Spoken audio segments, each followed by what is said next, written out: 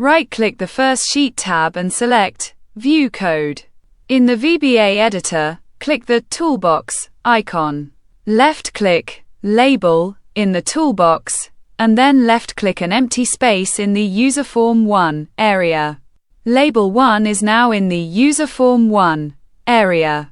Create 12 more labels in the same way, from Label 1 to Label 13.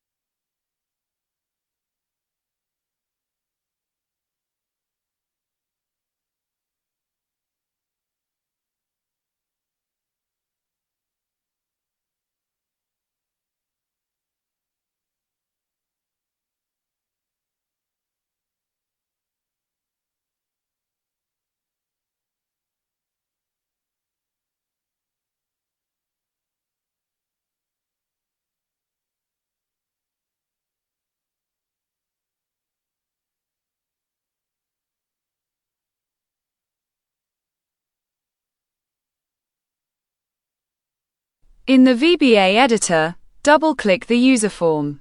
Enter the code from the video description into the Activate procedure.